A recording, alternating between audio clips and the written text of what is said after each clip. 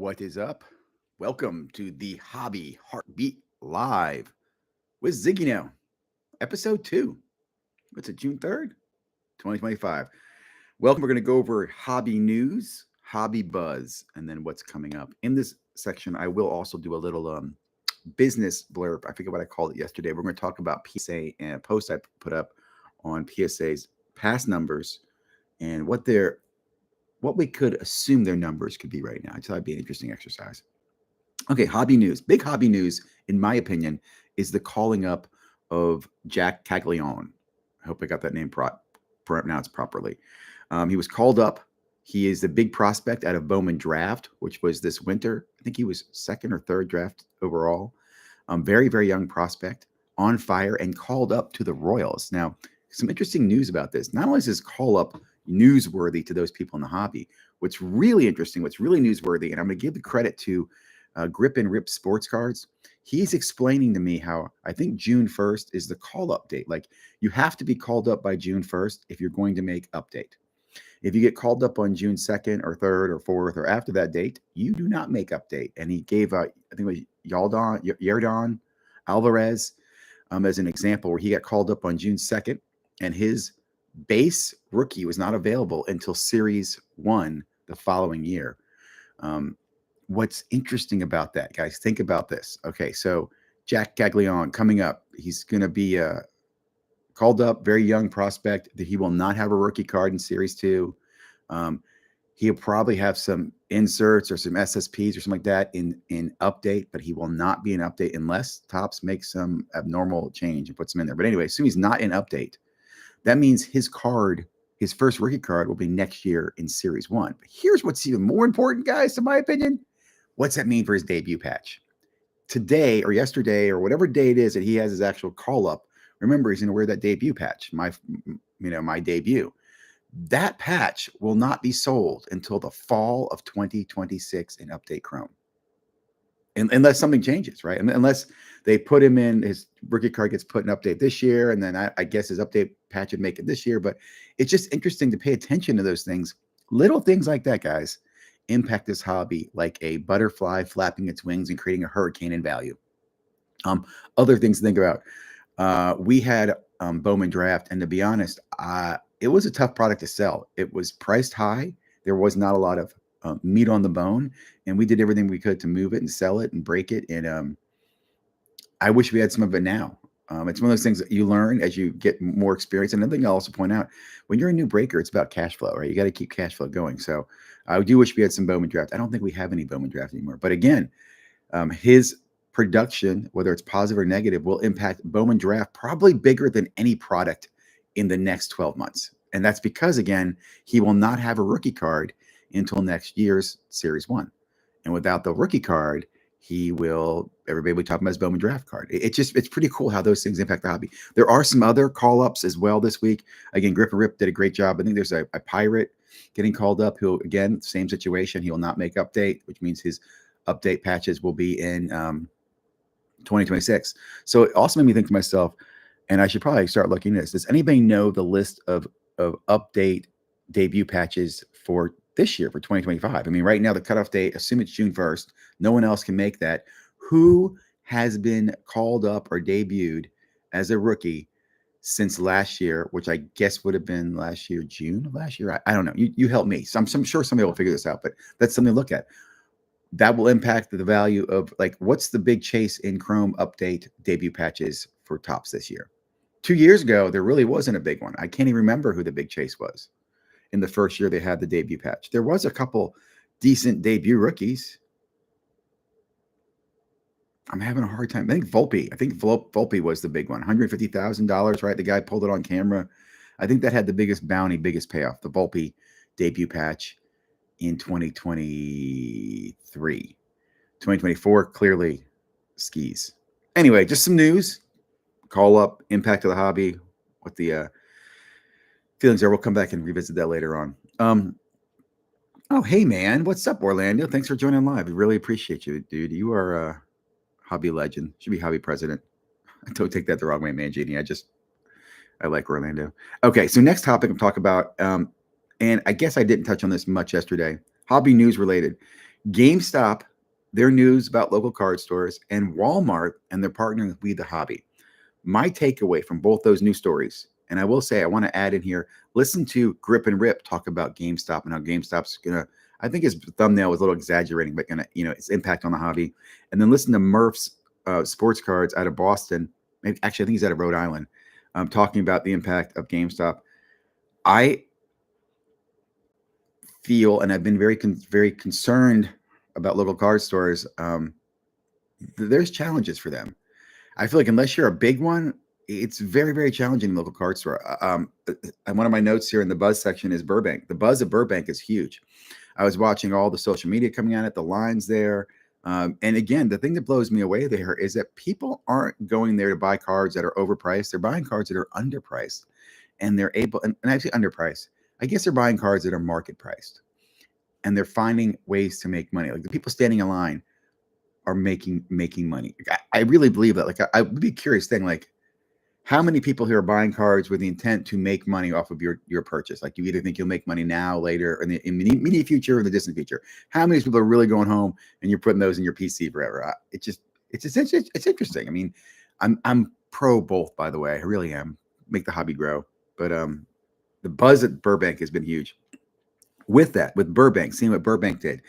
They reinvested. They spent lots of money. I was told by a friend of mine who went to both Cards HQ and to Burbank that Burbank is the best card store he's ever seen. Okay. But stores like that, how do little stores compete? How do they compete against the allocation? I do encourage you to listen to Murph talk about his opinion of GameStop and local card stores. And he makes a really good point. Like if, I guess GameStop recently was on Whatnot selling Pokemon. Let me rewind that. Let you digest that. GameStop was on Whatnot selling Pokemon cards, which is funny. It'd be like if Fanatics was on Fanatics Live selling Chrome cards. They don't directly do it, you know what I mean? But it's close. There was a rant about it. I want to say who's a Pokemon that Rattle Pokemon was upset about it. I don't know enough about the whole GameStop Pokemon situation, but I will say this. Here's my takeaway on GameStop. GameStop clearly is a corporation, or it's listening to corporate direction. And I don't know how they're set up. Are there local owners that own a GameStop, or is it all franchise? Are they franchises? Are they all owned by corporate? But my point to that is if GameStop comes out and puts out a bulletin and says, you're going to sell V-Friends hobby blasters at $25 on release day, limit them one per customer, they will do it.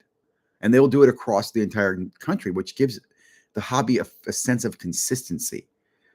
Where if you were to roll it out to local card stores and say, local card stores, here's V-Friends, suggested retail price is $25 on opening day, but we recommend that, and we recommend one per. How many are going to do that? I'm going to say not many. There are some local card stores who do a very good job of allocating and sharing and fairly distributing the product. I'll applaud Collectible Kings, where he gets Pokemon every week, and every week as Pokemon drop, he's got a line. What he does is he hands out tickets to the people in the front, so there's no fighting or arguing.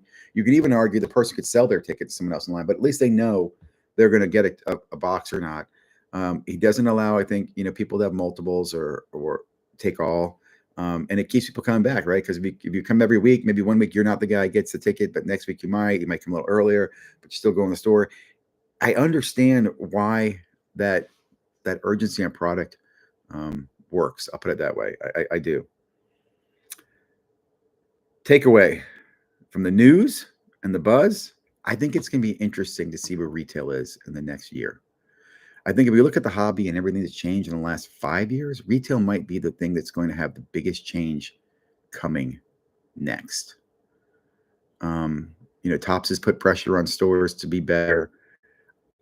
I'm wondering how stores that are not Topps allocated are pivoting. Like, if you're not a Topps store or you don't have a Topps allocation, you're not done. There's other things you can get into. I mean, there's Leaf and there's Wildcard, there's Panini and Upper Deck. These companies are all putting out great products too. And I will say, I mean that when I say great products, like, oh, Ziggy just representing him because he sells the stuff. But look, yesterday, Leaf signed 2 more college quarterbacks to exclusive contracts, which I find amazing that they do that. I'm curious to see what will happen as the future progresses, but you got to realize there's a hustle going on to get access to athletes, individuals, NIL. And then I'd say, too, there's some great, beautiful products coming out. Let's go ahead. I talked, let's see, boy, we're 10 minutes in right here. I'm going to go ahead and swing over. I don't think you guys see stuff when I share my screen, do you? Oh, we like to record the computer screen and audio.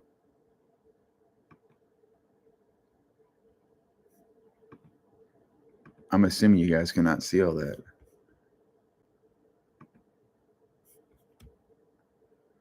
I'm trying to. Okay, I guess I don't think I can share this. God, that sucks. Okay.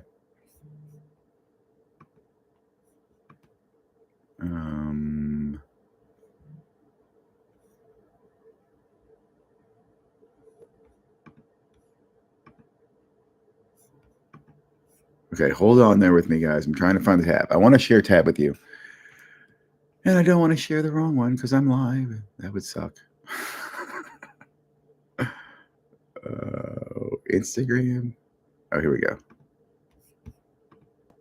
Okay, I think you guys are seeing this one. This is the sell sheet of Sterling coming out. I don't think there's anything special that I'm sharing there. I just want you to look at some of these cards. Sterling, I don't remember Sterling being like this. It's gotten a lot different. Look at that metal plate that's on there protecting those patches. You see what I'm saying? Even this, like I remember I used to do the triple threads with those numbers. I just think it looks really well done. I forget what the big chase is and stops Sterling. I should have read that to let you know. I mean, even look at that. Look at that.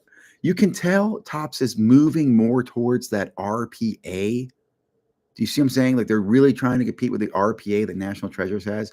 And you guys correct me if I'm wrong. Have you guys seen stuff like this in the past? This one I really like, right?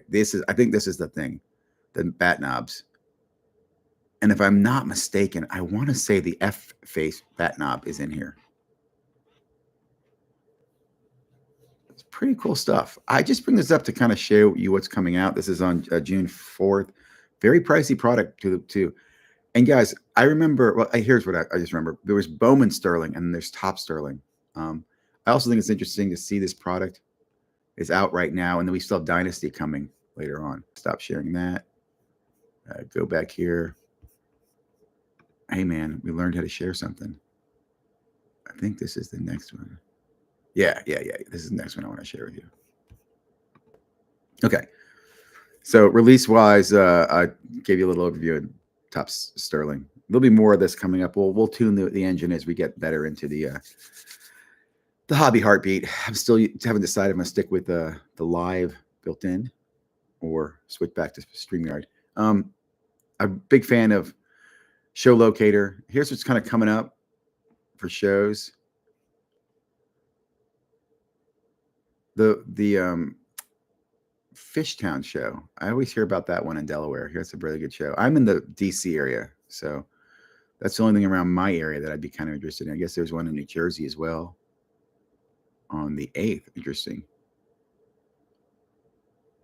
So there's a kind of quick snapshot shows that are out there. Midwest Monster is going on. I hear a lot about that one. Hollywood show. I'm looking out a week. Let's look into following week. Vegas has a card show. I've heard good things about that. I think our team went to that last in the fall, maybe. SoCal show looks like.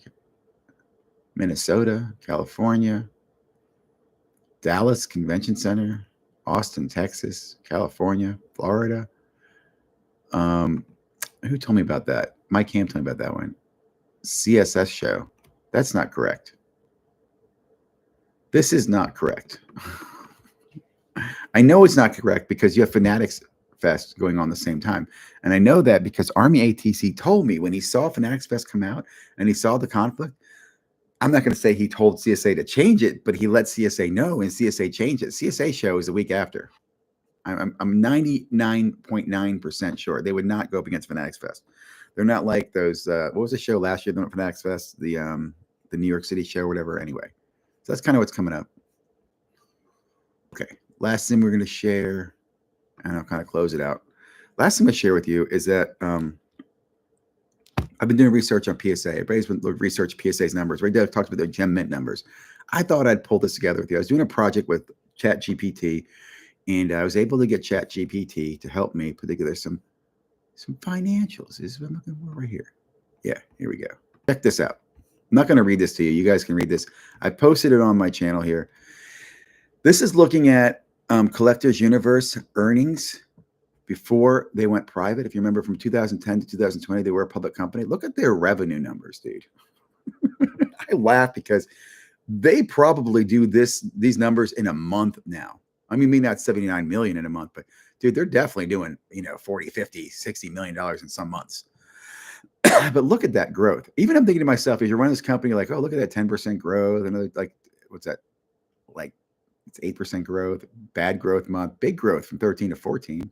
And little growth, failed. Look at this one, went down in revenue from 62 to 61. Oh, big revenue growth. Oh, then down, then up, then up. Okay. You can read all this. Market capitalization at the highest point, the company was bought for $92 a share. I remember it was trading for less. Their offer came in at 75. So when the dust settled, the team bought Collectors for $853 million. Grading revenue estimates, right? This is 2023, approximately 13 million items marked at 21% increase from previous years.